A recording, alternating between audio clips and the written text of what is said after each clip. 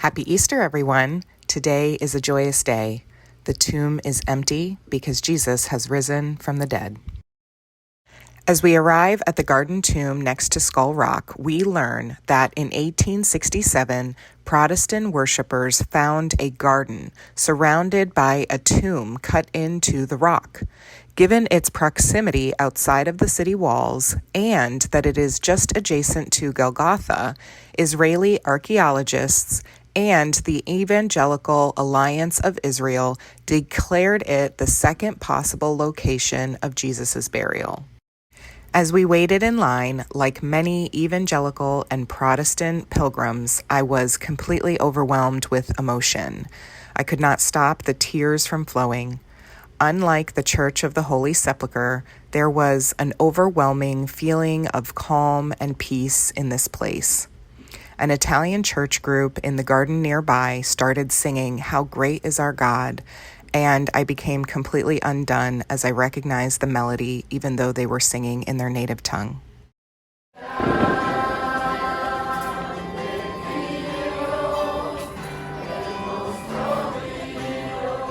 We have the amazing opportunity to enter the tomb 2 by 2 and truly meditate on the miraculous resurrection that happened here, just like Mary and the other women did on Easter morning. The Gospel of Luke tells us very early on Sunday morning, the women went to the tomb carrying spices that they had prepared.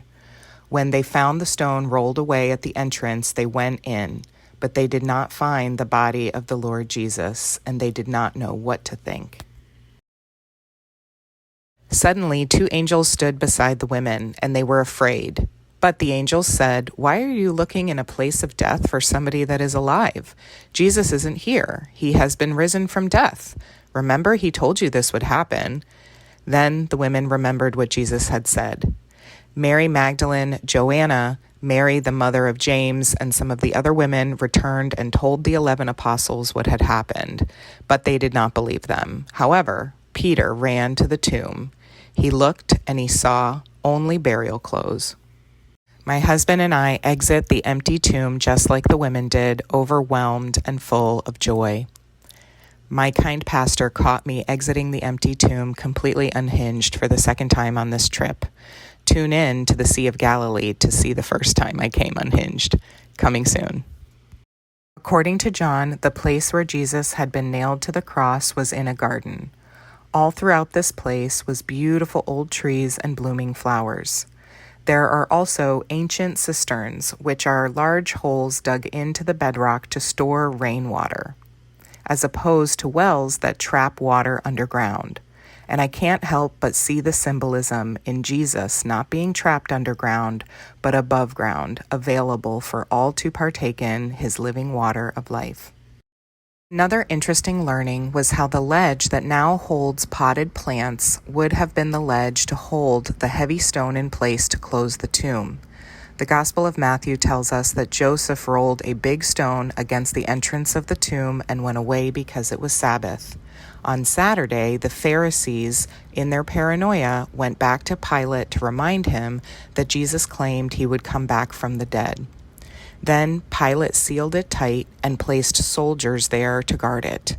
But by seal, they mean both a very heavy, immovable rock, but they also mean a wax seal of his ring, making it an official order to stay away. But the rock and the seal could not hold him. He had risen, and he is risen still to this day, the living God. I feel so blessed to have completed my pilgrimage to the Holy Land so that I can share these videos and learnings with the world.